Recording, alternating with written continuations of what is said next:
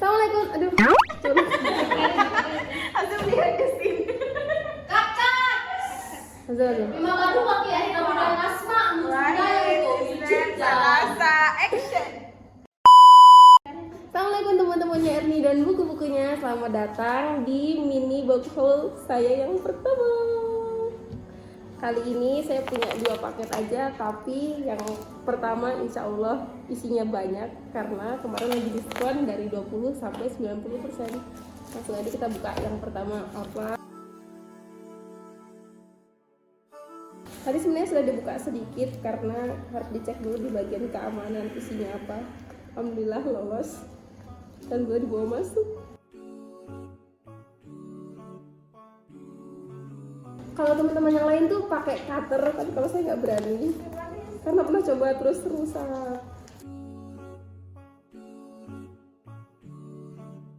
Buku yang pertama adalah Keseruan Adit Sopojarwo.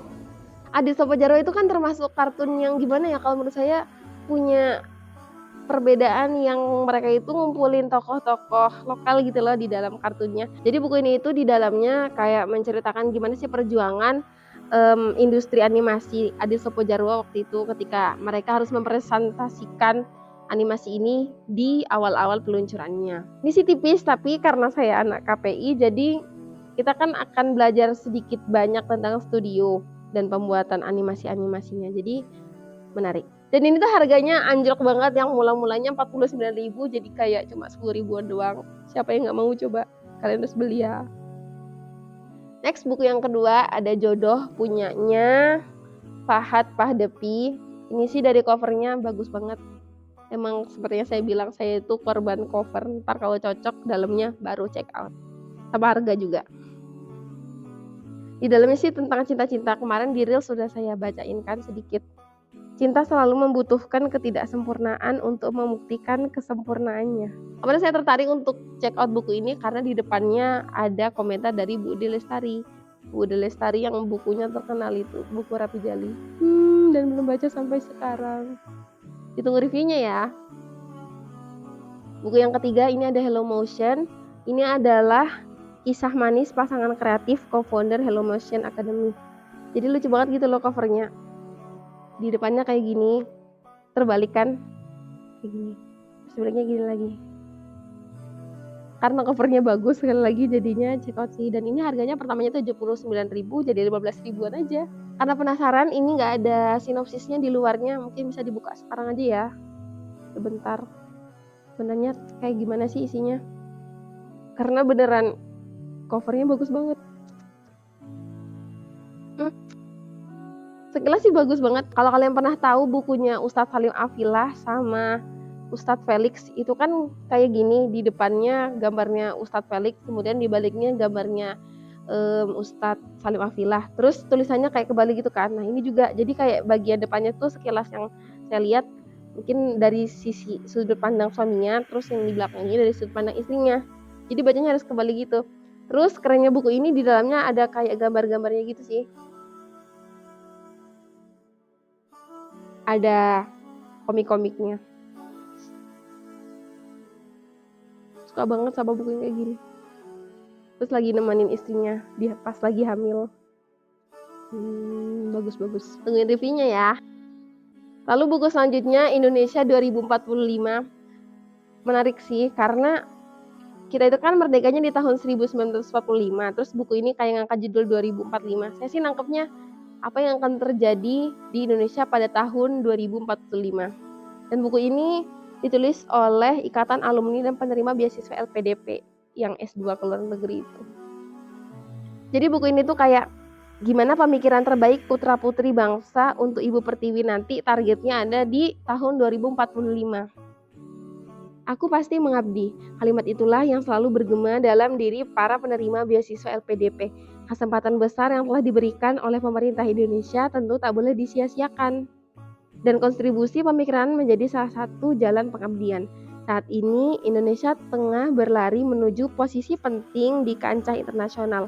Misi besar itu akan diwujudkan dalam Indonesia Emas 2045. Melalui misi tersebut dalam buku ini para peraih beasiswa LPDP menuangkan gagasan besarnya dalam berbagai bidang. Melalui esai-esai kritis dan penuh inovasi segar inilah, mereka berusaha membangun Indonesia sebagai negara membanggakan bagi generasi anak cucu kita kelak.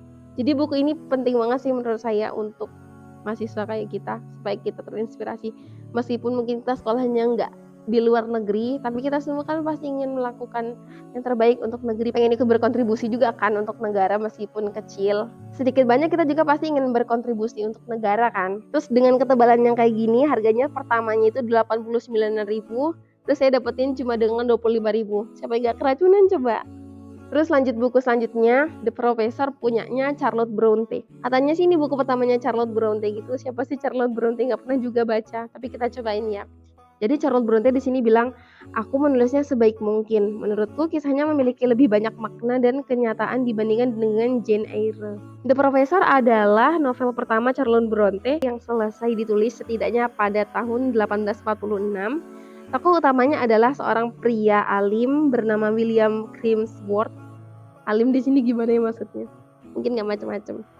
Dia adalah guru bahasa Inggris di sekolah putri di Brussels yang jatuh cinta kepada salah seorang siswinya.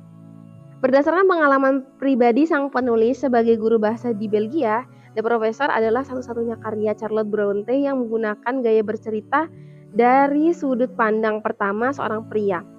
Charlotte kemudian menulis ulang kisah tulis ini dengan wanita sebagai tokoh utamanya dalam novel Villette. Jadi mungkin setelah selesai buku ini ditulis lagi novel selanjutnya, tapi dari sudut pandang perempuannya kali ya, si Villette. Kalau misalnya buku ini bagus, ntar kita cari novel Villette-nya. Kenapa saya tertarik untuk beli buku ini? Karena ini kan antara guru dan siswanya jatuh cinta. Gimana ya? Penasaran kan? Itu. Hal menarik lainnya adalah buku ini ditulis berdasarkan pengalaman pribadi. Jadi biasanya kayak lebih kena gitu nggak sih? Oh iya, buku ini itu pertamanya 65.000-an, setelah didiskon jadi 35.000 aja. Lebih mahal daripada buku yang Indonesia 2045 tadi, padahal lebih tipis. Tunggu reviewnya ya. Buku selanjutnya ada Negeri Van Orange. Ini tuh sebenarnya sudah difilmin teman-teman, tapi lucu deh. Baru sadar. Ini tuh kalau sebenarnya kalau dibalik tuh yang bener gini gambarnya. Tapi karena saya belum pernah nonton filmnya, jadi ya nggak apa-apa, dibaca aja. Ini itu tentang para pelajar Indonesia yang ke luar negeri itu nggak sih? Kita pastiin kita baca dulu sinopsisnya. Untuk apa pulang ke Indonesia? Pertanyaan ini melintas datang dan pergi di benak Lintang, Banjar, Wicca, Daus, dan Gary, 5 mahasiswa Indonesia yang mengejar gelar S2 di Belanda. Dalam perjalanan menemukan jawaban dari pertanyaan itu, mereka menjalani susah senangnya menjadi mahasiswa rantau di Eropa. Mulai dari kurang tidur karena begadang demi paper, kurang tenaga karena setiap hari mesti genjot sepeda berkilo-kilometer bolak-balik ke kampus, sampai kurang duit hingga terpaksa mencari pekerjaan paruh waktu. Kesamaan nasib menjalin erat persahabatan mereka.